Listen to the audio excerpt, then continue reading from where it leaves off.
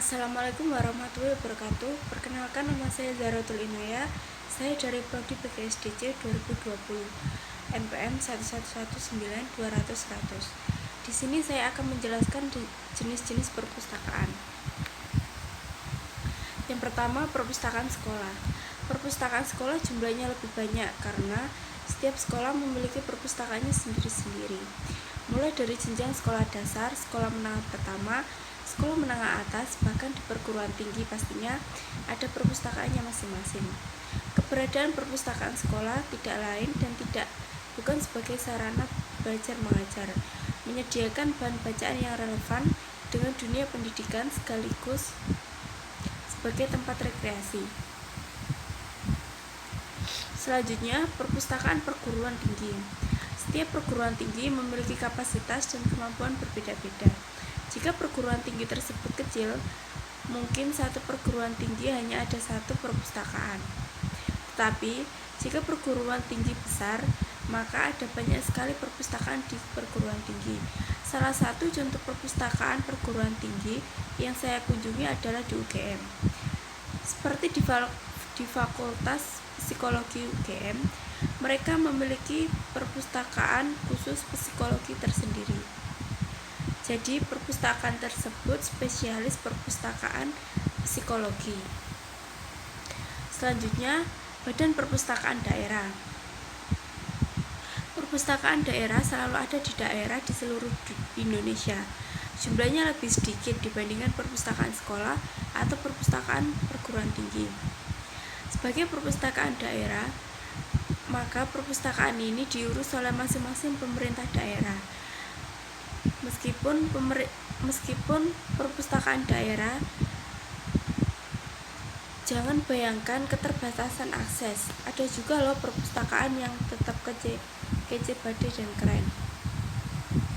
Selanjutnya, perpustakaan umum. Perpustakaan umum adalah perpustakaan yang memang diperuntukkan untuk umum. Sebenarnya perpustakaan daerah pun juga termasuk perpustakaan umum yang diperuntukkan oleh umum.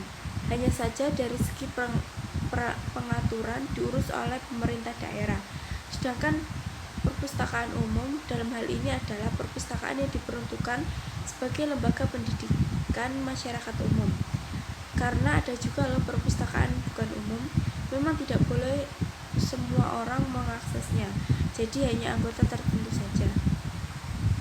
Selanjutnya, perpustakaan khusus. Perpustakaan khusus salah satu jenis perpustakaan yang masih dikelola oleh lembaga pemerintah dan swasta. Seperti yang disinggung di paragraf di atas, perpustakaan khusus hanya diperuntuk oleh orang-orang tertentu. Misalnya hanya untuk instansi induknya saja atau semacamnya. Jadi, jika bukan anggota sulit bisa mengakses buku-buku yang ada di sana. Perpustakaan umum seperti Geratama pun juga sebenarnya ada perpustakaan khususnya juga. Jadi ada ruangan yang berisi koleksi bahan literatur langka dan sedikit orang yang mencari. Selanjutnya, perpustakaan lembaga keagamaan. Perpustakaan lembaga keagamaan sudah jelas fungsi koleksinya, tidak jauh dengan keagamaan, di mana dari segi pengelolaannya pun diatur oleh lembaga agama. Menyangkut agama, jangan selalu diartikan agama Islam saja loh. Agama lain seperti agama Kristen, Hindu, Buddha, Katolik pun juga ada. Jadi yang ingin mempelajari kitab keagamaan bisa datang ke perpustakaan lembaga keagamaan. Selanjutnya, perpustakaan internasional. Perpustakaan internasional jelas bahwa konteksnya untuk perpustakaan yang memiliki afiliasi dengan dunia luar. Terkait dengan lembaga yang mengolahnya juga dari lembaga internasional. Koleksi buku yang ada pun juga dari berbagai macam negara. Selanjutnya, perpustakaan digital. Perpustakaan yang tidak kalah karena adalah perpustakaan digital. Mengingat sekarang digital sedang merajai dunia. Sesuai dengan namanya, perpustakaan digital dianggap lebih praktis dan lebih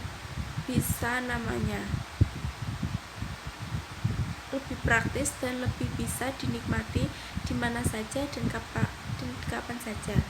Dikatakan perpustakaan digital karena memang dikembangkan dalam sistem pengelolaan dan layanan perpustakaan. Jadi kamu tinggal klik-klik, buku yang kamu inginkan sudah keluar. Selanjutnya, perpustakaan pribadi. Perpustakaan pribadi atau perpustakaan keluar salah satu jenis perpustakaan yang ada di Indonesia sekarang banyak yang punya. Sebagai perpustakaan pribadi, maka dari segi pengelolaannya pun jelas dijalankan oleh masing-masing keluarga. Sekian dari saya, terima kasih. Wassalamualaikum warahmatullahi wabarakatuh.